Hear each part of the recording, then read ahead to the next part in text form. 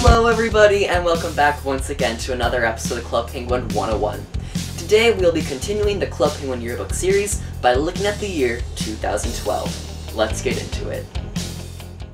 The year began with the New Year's Day celebration. This one was a bit different though, as it started during the previous year on December 29th and went until January 5th. As always, there were fireworks at the ski hill and iceberg. Just a few weeks later, and penguins were celebrating the underwater expedition. The party started because Wiki filled the island with anvils. The anvils were so heavy though, that it ended up tipping the island.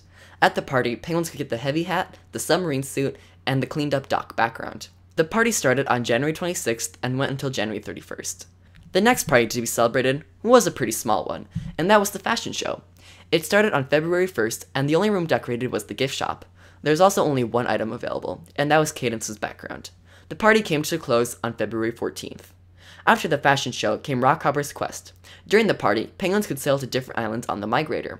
There were 3 islands that players could go to: Shipwreck Island, Dinosaur Island, and Swashbuckler Trading Post. There were quite a few items that penguins could get. Some of them included the crew cap, the life vest, and the Viking Lord helmet. The party began on February 24th and went until March 7th. Next, people were celebrating the annual Puffle Party. It was the 4th Puffle Party to occur and began on March 15th. It was also the first party to have PH as a mascot.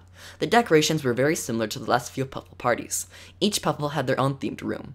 Some of the items available included the polka dot Puffle hat and the mini polka dot Puffle hat. The party ended on March 29th. Like always, the month of April started off with the April Fool's Party. It began on March 29th and was the 6th annual April Fool's Party, as well as the most recent. Wiki returned to be the main mascot of the party, and the box dimension also came back. It had the 8 dimensions from 2011, but there were also 2 new dimensions. One of these dimensions was actually the orange Puffle's home. At the party, 4 items were available. They were the blue propeller cap, the box hat, the box costume, and the box shoes. On April 4th, the party came to a close. Right after the April Fool's Party came the Easter egg hunt. It was identical to all the other Easter egg hunts though. Penguins had to find 8 eggs, and when they did, they could get a prize.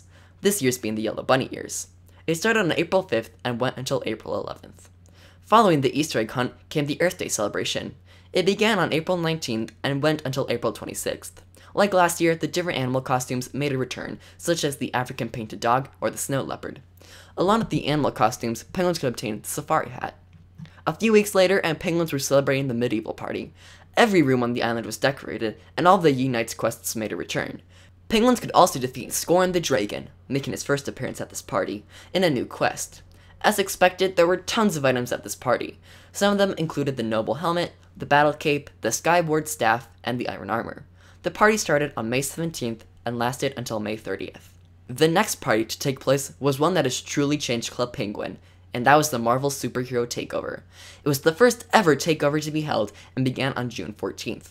It was said by Billy Bob that this party was one of the biggest ever to take place on Club Penguin. It even attracted media interest by companies such as USA Today. Billy Bob also stated that the team spent double the hours of work than they do for a regular party. At the party, penguins could either become a hero or a villain, and in turn, defend or defeat the evil Destructobot. Because this was a completely brand new type of party, there were tons of items in the catalog, both for members and non-members. But there are also quite a few free items being given out. They included the money bag, the miner's helmet, the press conference background, and the mugshot background. The party went on for quite a few weeks, ending on July 4th. After the huge Marvel Superhero Takeover came the Make Your Mark Ultimate Jam.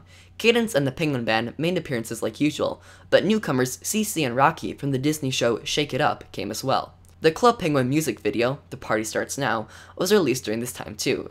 The song was a huge success, exceeding over 4 million views on YouTube and being #1 in the iTunes Music Store.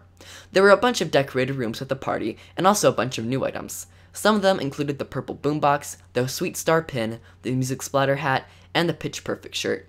The party began on July 19th and ended on August 3rd. Once the Make Your Mark Ultimate Jam was over, the adventure party, Temple of Fruit, started. It began on August 23rd and went until September 5th. The island had a jungle paradise theme, and Rockhopper came back to the island to celebrate. There was actually quite a big storyline here, which gave penguins plenty to do.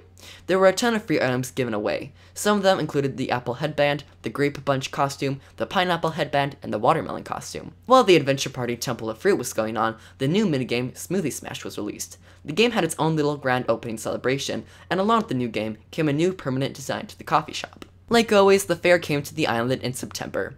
It started on September 20th and went until October 4th. Unlike past fairs, Rockhopper did not make an appearance, as he was at the adventure party only 2 weeks before this party started. As you would expect from all the fairs, a bunch of minigames were available for penguins to play, and by playing them, they could get tickets. These tickets could then be used to get items. Some of the items were the curly mustache, the red racer, the Sunday surprise, and the balloon flower hat. After the fair came the much anticipated Halloween party. It was actually quite a bit different from the past Halloween parties, as this one introduced Gary's long-lost uncle, Gary Wald VIII. Long story short, penguins found Gary Wald's mansion in the forest and could transform into ghosts.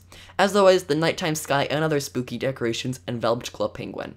Some of the items being given away included the ghost goggles, the headstone, the vampire throne, and the ghost costume. The party started on October 18th and went until November 1st. As you would expect, the anniversary party coincided with the Halloween party. It began on October 23rd and ended on October 25th. The celebration occurred at the coffee shop, and the 7th anniversary hat was being given out. Once the Halloween and anniversary parties were over, one of the biggest parties in Club Penguin's history began. The party I'm talking about, of course, is Operation Blackout. Rumors for the party began all the way back in 2011, due to a behind-the-scenes video that Club Penguin made. In the video, an employee was seen working on a document with big bold letters on the screen saying Operation Blackout. The party was later confirmed on Herbert's, Polo Field's, and Billy Bob's Twitter accounts. Speaking of Herbert, this was his first appearance as a mascot. The story here is gigantic. It was complex and intriguing, and is probably the best Club Penguin story ever made.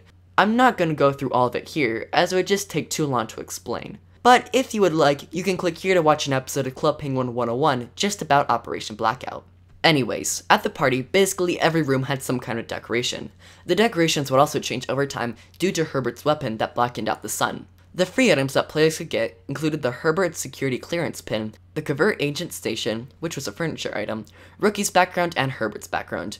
Many other things happened during this party though. For one, Herbert got his own website called Club Herbert, which is still updated today. The director was, spoiler alert, on Arctic all this time, and this party set a Club Penguin record.